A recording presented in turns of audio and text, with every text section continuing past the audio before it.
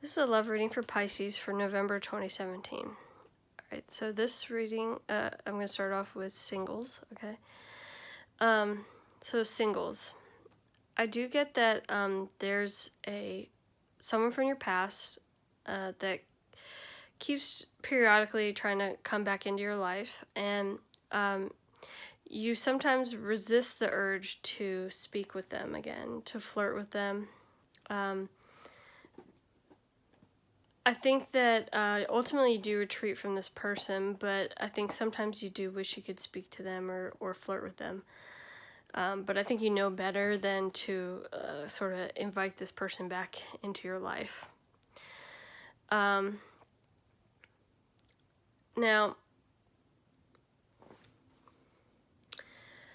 what I get is that you might own a business with a friend,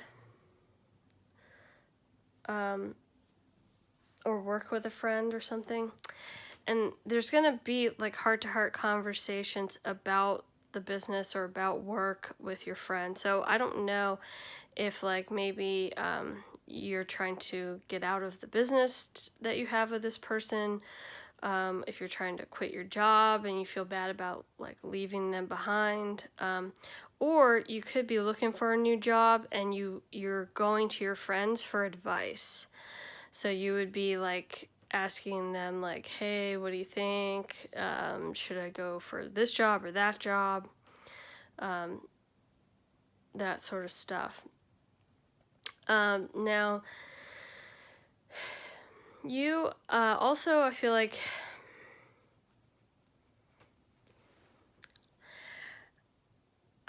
you are attracted to people and you might have romantic feelings for people. I feel like it could be more than one person. You need to work on letting go of your control issues when it comes to those things, to romantic feelings and attraction. I think that sometimes it's more about, with you guys, it's like you have an idea of how it should be, like how romantic feelings and attraction should be. And sometimes like you just don't let it happen organically and naturally.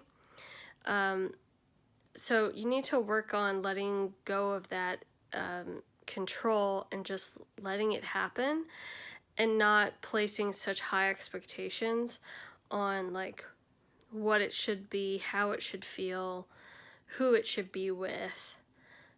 So that's really important to keep an open mind about. Okay, so moving on to couples. So once again, with couples, I feel like there's an ex from your past that probably periodically tries to come back in, and you certainly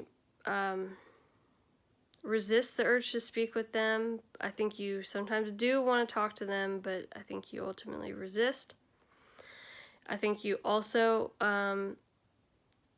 might have a business with friends, or that sort of thing. You might be thinking about ending the business, or there could be also a desire to move for a job, or for a change, just in your life in general. And there might be just some sadness, regret in moving away from friends or people that you've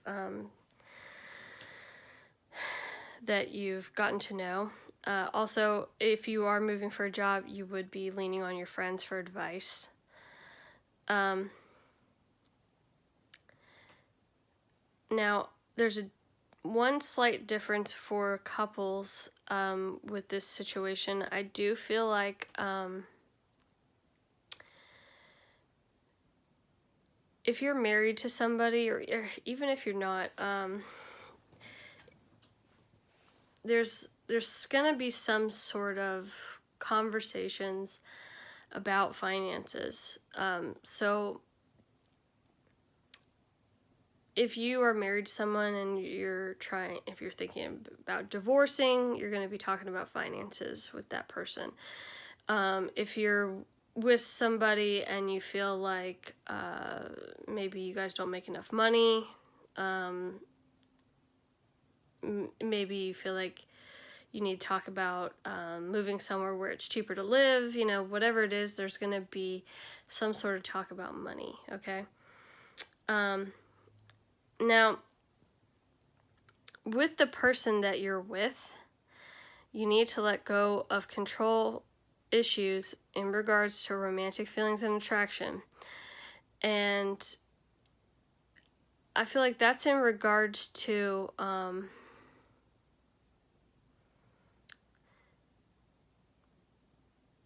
it's definitely in regards to like how you think it should go, how the type of person you feel like you should be with. It may also have to do with the type of person that you feel like you should be with financially. So if you're with somebody who makes less money than you want them to make, like that's something that you just have to let go of the control about that, because it's not something that you can have control over. Because if that's the person you're attracted to, that's the person you want to be with, like you can't help it if they make less money than you wish that they did, right? So, I mean, obviously, I think you are going to have some sort of conversation with that person about the money issue. Maybe you would just say like, hey, I wish that you would shoot for a higher position or a higher pay, or go back to school and get a better degree, or whatever it could be. But I think ultimately you just are going to have to come to grips with the fact that you may fall in love with somebody or be in love with somebody that doesn't live up to the standards that you held for yourself. So you may have to live a cheaper lifestyle to be with the person that you truly love, or move to a city that isn't as glamorous that as what you wanted because you love somebody. So like it'd be like, oh well, I have to move from New York City to like Boise, Idaho or something. I don't know, but no offense to Boise, but just like that idea of like I'm moving somewhere, where it's a small town rather than a big town because I love this person. So just try to let go of your expectations, and just like let yourself feel those feelings. Let yourself feel that attraction for that person, and don't worry about how much money they make.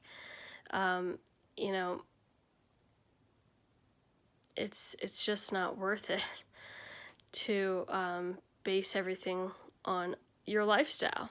Sometimes you just need to be in love, and they say that money can't buy love, money can't buy happiness. So you really need to remember that and truly believe and know that money isn't everything, and sometimes love is all you need. Okay? And when it comes to this ex, you really need to cut them out. They're just not good for you.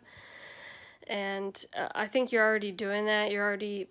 But I would say because they keep coming back, maybe block them or do something where they can't contact you, because they just bring a lot of stress into your life. And definitely lean on your friends for help. They're there for you. They want to give you advice. So let them help you. And yeah, so That's your reading, and I hope you liked it. And let me know if you want a personal reading. And thank you for listening.